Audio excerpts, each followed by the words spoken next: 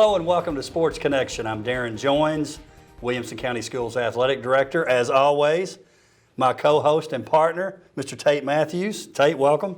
Glad to be here. So, another fun week of sports to talk about. Week 7. Week 7. So Week 7 cleared it up a little bit in terms of who's going to win the region championship. Not totally cleared it up, but in a lot of cases it did. Yes. And who's going to make the playoffs. Yep. What is it? Separation Saturday or whatever? Yes. We got to come up with something. Something for Friday. Yes. It was Separation Friday. Which doesn't have the same ring. The picture's a lot clearer. A lot clearer. And, some pictures not so clear, but it was good. It was, you know, as always, to quote the Wolfman, it did not disappoint. Did not disappoint. All right, let's talk about some other fall sports before we get started with football. In golf, region championship. Congratulations to the Franklin boys and Franklin girls for winning the region championship. Both teams advance to the state tournament. The Franklin girls, they only take one team. Franklin and girls finish first, Ravenwood second, Independence third. On the boys' side, Franklin first, Brentwood second, Ravenwood third. There was a controversial disqualification that moved Ravenwood out of first, which is unfortunate, but the rules of golf, Tate, if you've watched or been around golf much, they can be pretty unforgiving, so to speak. Yes. Yeah, you hate to see that. So that it would have been Ravenwood and Franklin had that not happened. It would have been Ravenwood because only one team makes it. Oh, only one team on the boys' side as well? That's right. Oh, gotcha. Oh, wow. So there was a disqualification in terms of a wrong ball was supposedly played because it took too long to find that particular ball. And because of that, which that happened, I think, on the 5th hole with that particular group, that player was actually DQ'd. And because of that, they had to go to the next score, wow, which was a much higher score, and that moved Franklin up. And I know Coach Whipple at Franklin, he hates it. Obviously, Coach Craig hates it. It's just one of those things that's unfortunate. Well, it can be a life learning experience, right?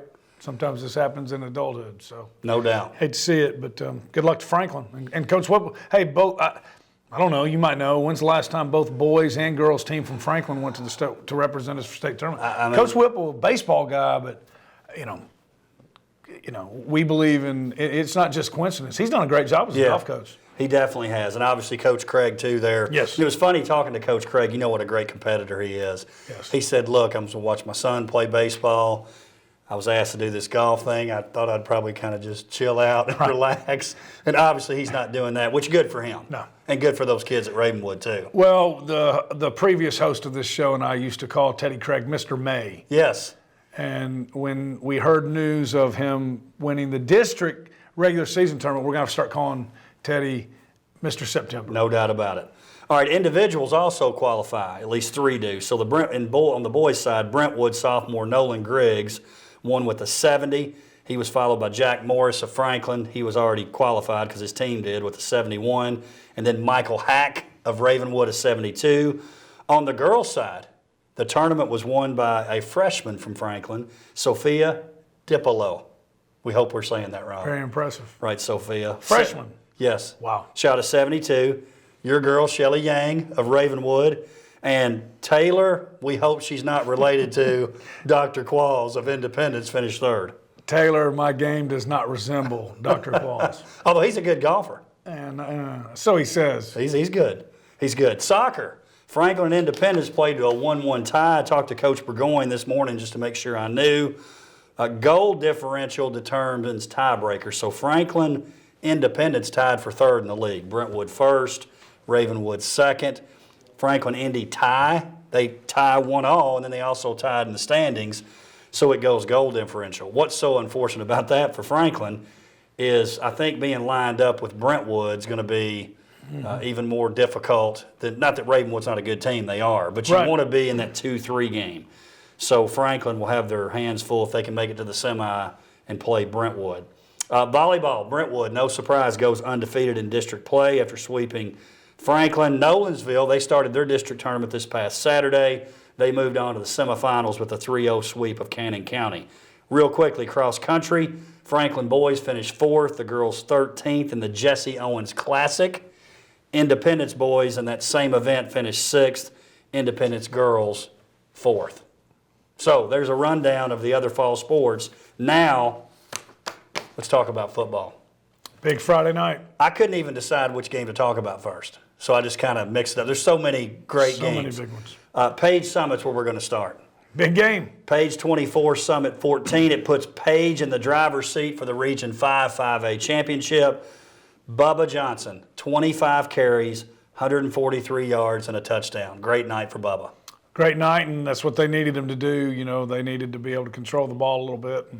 And then the way Summit played as well, this is pretty cool. I looked at these stats. That score is a little bit misleading. That game was, okay, Page clearly won it, but it wasn't a 10-point differential. Listen to this. Total plays. You ready? I'm ready. Total plays. Summit, 278. Page, 277. Total yards. No, total yards, right. 270 yards, 278 yards to 277. Total number of plays, 49 Summit, 54 Page. Wow. Yards per play, 5.7 Summit, 5.1 Page. Time of possession, 21-47 for Summit, 25-48 for Page. Tight ball game. You had Bubba, as you mentioned, with the 43 yards, and then Keaton Wade playing the Wildcat from the quarterback position, 179 rushing yards, 2 touchdowns. Wow. I think the game was a little bit different than what people thought it was going to be going into it. Obviously, with Keaton out, with Destin out, it changed it. But Bubba Johnson, what a workhorse he's been all year long, and a big game for him. Well, and I know I was reading comments. Coach Rathbone challenged that offensive line early in the week, and we've seen this a couple times with Page, by the way. On that drive that put them up 21-14, I don't know if you saw this. 11 plays, 78 yards, 6 minutes. Now, I guarantee you a big old smile on Coach Rathbone's face. Oh, without a doubt. That's big. Maybe not a big smile because he might not. Probably big. Or at least for him. Yeah, big for him. And we see it every week. It doesn't matter if it's Friday night, Saturday night, Sunday. You do an 11-play drive. That's big, man. And again, you're keeping Summit's playmakers off the field. So that's a big win. You talk about they're sitting in first place. They now have a win over Page and Shelbyville. Over Summit and Shelbyville. That's big. And I think Summit, they can take a lot of, even though it was a loss, they played really, really well defensively. I think when they're back to full speed, I think there's a good chance we'll see these two again. But big win for Page. Happy for Coach Rathbone. Brentwood 24, Independence 7. Brentwood now in complete control of Region 6-6A. It was 7-all early in the second quarter. Brentwood scores the final 17 to win. No surprise, we're again, and I say this every week, Cade Granzow, 20 for 30, 206 yards, 2 touchdown passes, no interceptions. Also, he led the team. Not only had a bunch of rushing yards, he led the team in rushing. Right. 16 carries, 77 yards. And I saw this on Twitter. Did that toss he made to Merrill, did that make ESPN like top 10? It should have. Or are they just trying to get it on there? Did you see this play? Oh, yeah, the underhand toss. Did you read his quote? And one, did you notice how far it was? When I read about it in the paper before I saw it, I thought it was like a 5-yard. No, he slung it. It went like 15, 20 yards. Yeah, it was a bullet. It looked like a softball pitch. And Coach Crawford didn't draw that up. He's like, hey, listen, let's not take any extra chances here, Gade. No. He loves Granzow, though. Oh, how can you not? Yeah, he loves him. He's got toughness about him. Yeah. Well, like we talked about last week, when it's short yardage and they spread them out and put them in the gun, what do you do? I don't know, man. That's tough. You're gonna have to win some one-on-ones up front. But no, he's playing. And the thing you mentioned that the more impressive than all of it is the 0 interceptions every week. And so 77 yards on 16 carries. He's involved in dang near every play. He is. And not that they're known for their prolific offense. Not that their offense isn't great. They may have the toughest offense to defend because of Granzow. Without a doubt. Because they can take a look when he gets up to the line and say, okay, what are they giving us, right? Yes. Yeah. And in the defense, I thought was even more impressive than on the offensive side because Independence has been putting up huge numbers. Held them to 7 points, none in the second half, and they're a little banged up. Is Brentwood open this week? I think they are. Yes. Yeah, boy. They moved that game. Franklin and Brentwood decided to move that game. Somehow they worked that out scheduling. That couldn't come at a better time because they are banged up defensively. All that to be said, and to hold Independence and Ethan Cash and Campbell and Bishop and the crew to 7 points, the defense played lights out. On the Independent side, Cash with another big night, 18 for 29, 196 yards and a touchdown. Chase Bishop, 7 receptions, 76 yards. Jackson Campbell, 5 receptions, 64 yards. Again, names we mention every week. Yeah, Bishop got the touchdown. I saw that one on the Fox News Sports Frenzy on Friday night. I love watching that, but really good catch by him. He had to go up in the air in the back of the end zone, brought it back down. So he was the recipient of the one touchdown pass by Cash. And that was it after that. So that game with Independence Ravenwood to end the season, that's a big game. Well, you're going to determine second, loser. right? That's right. The loser's going on the road, right? First round. Now, I think that. But if you're 3, you'll end up with Brentwood, right? Yes, that's if you win, right. So, but could pay off in the first round, but maybe not the second, that's right? I don't know that any of it. Once we get to round 2, it's Actually, that would be. Let's back up. It would be bad both ways. You're not only on the road, you're also potentially going to have to go to Brentwood. To the number but maybe, one. Right. But maybe you prefer that over Ravenwood. I don't know. I don't think either one of them are going to be fun to see in the playoffs. I don't either. All right, Fairview, another big region game. Write it down, book it, whatever you got to do. Fairview now will win their 4th straight region championship. That game really probably not as close. We thought it might be a little closer, right? Did we? You might have. I didn't. 38-12, Logan Nardozzi. If you remember my comments at game day. And then I got a geography lecture. Logan Nardozzi, 138 yards, 16 carries and a touchdown. He now has gone over the 1,000-yard mark for rushing on the season. Pretty impressive. In 7 games. And he hadn't played a full 4 quarters in all 7 games. And he also scored his 10th touchdown. Unbelievable. Big. Oh, yeah, he's a player, man. He is. All right, moving right along. Nolensville, 13, Tullahoma, 7. Now they're the only, Nolensville, the Knights, that is, the only undefeated team in Williamson County, 6-0 on the year. 6-0 on the year. Don't want to take anything for granted. This was a game that we thought was going to be one of their tougher ones. It was. I think they go into week 11 against Marshall County for their 10th game, undefeated. So you think they'll beat Franklin at Franklin? I forgot about that. Dang. Maybe. I think they could. Yeah. Sure, yeah. So they're definitely going to be going into that region play undefeated with Marshall County. How huge is that game going to be? But, yeah, they're going to go into the Franklin game undefeated. If they can beat them, they got a chance to go 10-0. Unbelievable. Wouldn't that be something? It'd be something with I mean, they've only had 1 senior class. Right. I mean, it's incredible. It's incredible. Tim Koutras, 2 interceptions, including 1 late in the game to seal the win. Also forced a fumble, and on offense, 3 receptions, 51 yards. That guy gets it done every week. Gets it done every week. It's talked to Coach Derrick about it on Saturday. You can't coach that. That guy's just got a knack. And that the thing that's most amazing about it is they're game planning around it. Like, hey, we got to know where he is. And he still gets 2 interceptions, has a forced fumble. It's impressive. Gallardi played well again. Parker Price stepped up big. You're starting to notice new names, right? That means we're getting better. We're building depth. 7 receptions, 122 yards. They're playing well, man. Here's a gem for you, Tate. A gem? Here's a gem right here. Nolensville's defense. They've only given up 34 points. That's 5.6 points per game. That's not many. Not many. You can win football games that way. 2 shutouts on the season. Yep. They've only given up 14 points, 7 against Tullahoma, 7 against, who was the other one? I can't remember. Don't remember. Maybe Lawrence County. In the last 4 games, they've given up a total of 14 points. Incredible. Yep. Next game. This was our WCTV game of the week. We had game day there. Let me tell you, the Centennial students did not disappoint. And I'm going to say this. Ravenwood may have had more visiting fans for game day at Brentwood, but that Franklin crowd, the Rebellion, they were there and rowdy. They were there and rowdy and early. Early. And Centennial now, we've done game day at Centennial. I think that was the third time we've done it. We've been everywhere. Best energy level. Not just saying this. Seriously. Yeah, they were into it because I just wouldn't say it, right? Best energy level, best participation they've ever had. It was loud, especially once the actual show started. It was loud. They were rowdy. Tyrell Dotson was there. That was great.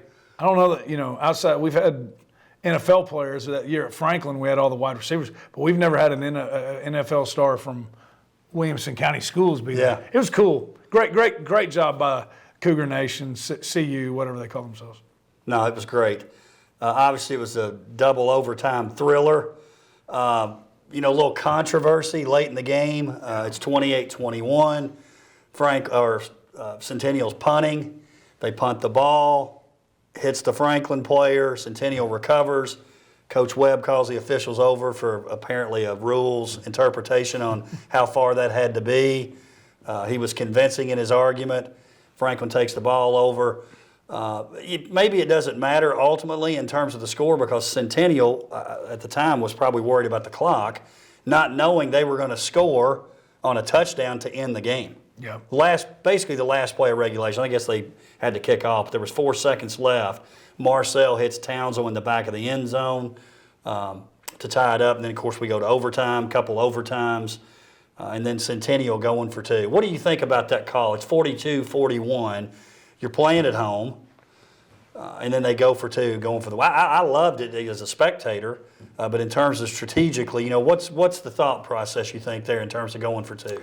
Well, I wasn't there, but I would think that just from looking at it, Franklin had 330 rushing yards. 519 total yards. 519. They had over 200 plus yards more than Centennial. So my thought is probably they thought we can't stop them. Yeah. The more this goes on, they're just boom, boom, boom, and getting it in. And I think they knew we need to get out of this thing with a win if we can, because third, fourth overtime is not going to bode well for us. That would be my guess. Guy Lipscomb for the just Mr. Franklin Rebel this year.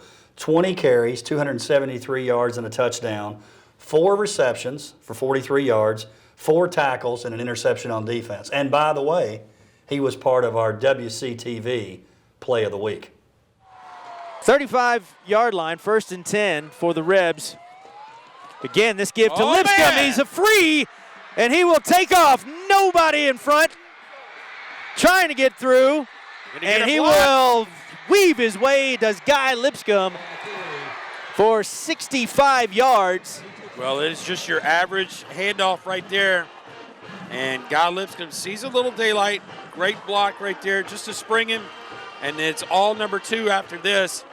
I think he realizes, hey, I can't outrun that. He's got the angle on me, cuts it back. Repass number 3, tries to cause a diversion. Just enough for Guy Lipscomb. 65 yards later, touchdown. Great job by the offensive line, blocking, giving him a hole. That's what you ask for when you have a player like him. All we want to do, hey, offensive line, all we want to do is get him to the second level. And then once he gets to the second level, he'll be an athlete. It's up to him to be an athlete and make a play, and that's exactly what he did. I tell you, something I thought was pretty cool. Did you see who the second person in the end zone to greet him was? I did not see Joshua that. Nichols. Oh, cool. Quarterback. Well, he had some weaving to do, but that means he was on it getting down there. And so that's cool to see those two. Those two have really been leaders this year with the way they've gone back and forth. And I thought that was awesome. But that kid, that was a heck of a football player. Football player. Give Nichols credit, and I didn't talk to Josh about this, but naturally he had to be a little bummed. Sure. Being moved from the quarterback position, but he was ready. Now that he's had his chance, he stepped up. This particular game, 15 for 17, 178 yards with a touchdown, no interceptions, 10 rushes for 37 yards and 2 touchdowns. And like Coach Webb said last week, the thing that Josh does, he gets them in the right play. Right. And that's a big deal, obviously, offensively. Well, and one of the things that he needed to work on, obviously he's got an arm. He can run. He had 2 rushing touchdowns. How about this? You're talking about Rathbone being pleased with the offensive line. Well, we all know Coach Webb loves the running game.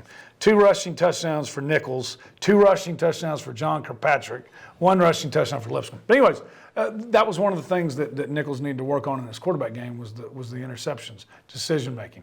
Made great decisions all night long. By the way, John Kirkpatrick, 2 rushing touchdowns, 9 tackles on defense. He was a war daddy Friday night. He's got that look too. Yeah. Got the hair. Tough dude. Got the hair flowing out of the helmet. That's right. It's like one of the Remember the Titans guys or something. You know that movie. Sunshine. Yeah. Hey, Alexander Steele, a name we're used to hearing. He's Desmond got Smith. some size, by the way. He's a dude. He looked like Jerome. Yes. Did you think Jerome the Bus Bettis when you saw him rolling down the sideline? He's a taller, longer bus, but he's 6'3", 235 pounds. Unbelievable. 3 touchdowns. And he, 17 carries, 93 yards. Pretty impressive stats there. Marcel, we talk about him a lot too, 15 for 23, 186 yards. Townsell, 4 receptions, 68 yards, 2 touchdowns. Centennial blocked 2 field goals too, by the way. That's right. Burr's a great kicker for Franklin. Great kicker. But they blocked 2 of those. Yeah, that was one of the things I was going to mention. What was the final? 42-41? 42-41. 0 field goals. 0 field goals in the whole game. Unbelievable. That surprised me. Moving on, and we won't have to talk about this very long. No. Dixon County, you talked about covering the spread of 43 in the first half, which I thought was crazy. It was 64-0 at the half. I mean. Garcia, 3 touchdown passes. My thought is this. Ravenwood, not that they've underachieved because they haven't. No. They definitely haven't. But you talk about with the talent they have, I'm telling you, I think they're on a mission now. I do. There's no question. And, there can be teams, I firmly believe it, that need a loss before the playoffs. You know what I'm saying? And I think, who am I to say that, but I really do. I thought it at the time, that Brentwood loss is the best thing that could have happened to them. And if they match back up, not that Brentwood will think like this, but it would be you'd have to have a pretty special year if you thought you could beat Ravenwood twice. Without a doubt. If they play again, it'll be hard to pick against Ravenwood, honestly. I don't see any way that they can't play again. I mean, they are. And I hope they do. Think about that, 64 points. I mean, that's where the running clock doesn't start until third quarter, which, have you ever been to a game? I really struggle with that one. You don't want to embarrass kids, right? Or hopefully you don't. No, you don't. Not if you've got any sense. But if those games go so quickly, once that running clock starts, so the young guys don't get to get in, and so I don't know, man. But can you imagine if there hadn't have been a running clock? Wow. It was basically a JV game second half. Yeah, but even then they don't get much because it's especially running the ball. That's right. But yeah, they're obviously they're back to playing good football again. No doubt about it. All right, let's talk about this week's games. We got several teams with byes this week. Brentwood, as we mentioned, Franklin, Independence. First game, Page, 5-1, traveling to Centennial. I think this has a chance to be in a little bit of an emotional letdown for both teams. I think it could. Page, because this really means nothing to them in terms of region play. I think everybody was kind of gearing towards that Summit game. And then you've got Centennial, let's face it, they're probably out of the playoff picture. I mean, I guess if Franklin lost to Dixon and then Centennial beat Brentwood, both of those things aren't likely to happen. No. So you're playing for pride now, and Centennial and Page, not really rivals, but kind of close, you know. So, yeah, and then, just a lot going on. Such a heartbreaking loss last week. So, yeah, I would think that there's a chance for them to have a hard time getting up. But I also think Page just had a huge, this was a huge, huge game for them. So it shouldn't be. I've never understood that. If you're a senior, you're only guaranteed 10 games. Maybe a little easier in football because of that, because there's fewer games. Right. I mean, you got a chance to, man, I only got 3 more left. That's right. So I think Page knows they've got something really special to play for this year. I don't think they have a hard time getting up.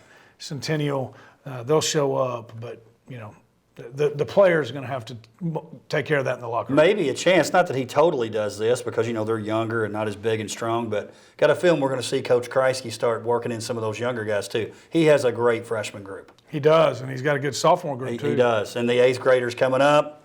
So Freedom just keeps on, and they win big every year. No doubt. All right, let's move on. Fairview, 5-2. 3-0 in the league. At Harpeth, 1-6, 0-3 in the league. Harpeth's only win was a Week 1 win at Joe Burns.